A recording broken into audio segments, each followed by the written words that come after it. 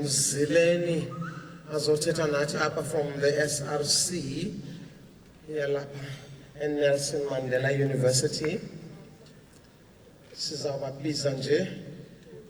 Ngicela ube nemihlalo tata uvuye nje ube nemihlalo isondele nje kubonakala ngathi uyonwabele lento ngathi ube nokukhuluma ngco wena tata ube novuyo xa usondela lapha.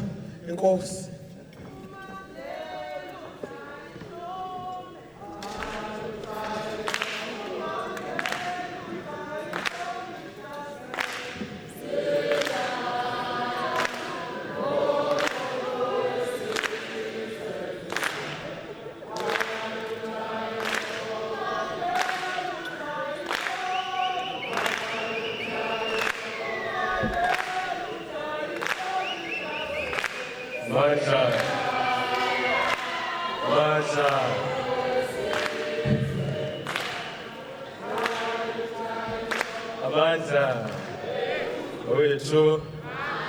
Long live the undying spirit of Nelson Mandela, long live.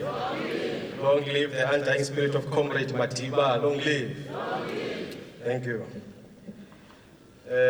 Program Director, President, Mr. Cyril, Deputy President.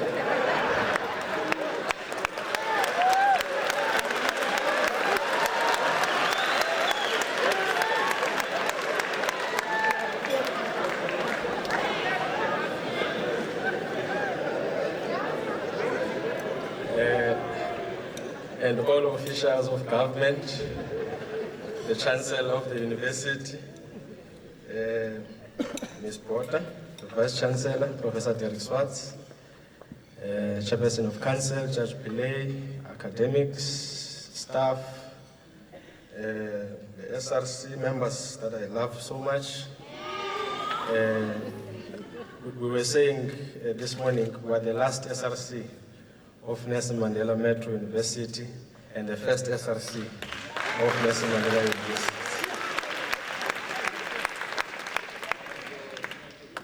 Thank you so much for giving us this opportunity, and we bring you revolutionary greetings from the student movement. I'm just going to speak about 5 things. Number 1,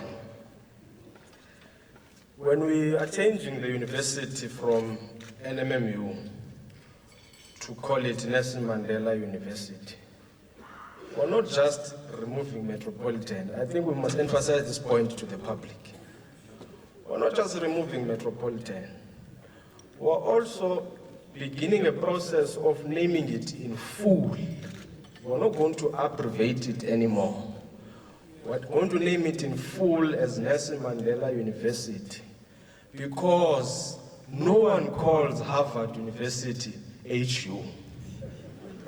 No one calls Cambridge University CU, etc., etc., etc. And when someone introduces himself to you and says, I'm from Harvard, you already know in your head where it is in the world, and you know the kind of a graduate you expect from Harvard, because that place has an intellectual identity in the world. That is what we are beginning to do in Nelson Mandela University. We want you, wherever you are in the world, to know where it is, and it must end up developing its own intellectual identity so that you know the type of graduate you must expect from this university.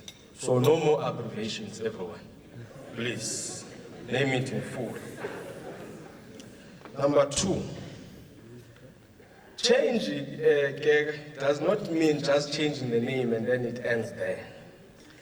Change to us students means the university must actually change the living and learning experiences of students practically, particularly those from poor communities. That's what change means to us. Not forgetting also the living conditions and the working condition of our workers. Because not only is that person a worker, but he is also my parent as a student. So our relationship between the two of us is very important and precious. And therefore, our experiences of living and functioning in the university must change practically. And that entails uprooting all forms of racism in this institution, uprooting all forms of patriarchy and gender-based violence. We must change the university from in order so that it can resemble what Nelson Mandela stood for. Number 3. Now, a university is a space of an academic project. And we are saying the current curriculum has a lot of things that need to be changed in it. And therefore, the battle for curriculum transformation is going to be won inside the faculties. We're now going to be more proactive in paying attention to what is being taught and who is teaching it inside the classroom. We want in each faculty, inside, teaching staff, HODs, deans, students, there must be binding platforms inside faculties that discuss issues of curriculum transformation quarterly, and those platforms must be binding. And when we talk about curriculum transformation, we're not only talking about replacing pale authors with brown authors only. We are also talking about the fact that the economy is shifting globally. We have a situation of an economy that is now very hostile towards labor power. It cuts labor in order for it to proceed. How then do you train and produce graduates who are going to go and function in such an economy and be able to be active role players? So that is what curriculum transformation speaks unto. My last 2 points. There is a tendency in the public of distancing Nelson Mandela from his liberation credentials as far as the Congress movement is concerned. And this tendency has weakened his legacy from being a source of revolution to being a philanthropic and a colorblind stooge that legitimizes even racists and the most backward and conservative right-wing elements within the university and the broader society. We are saying embrace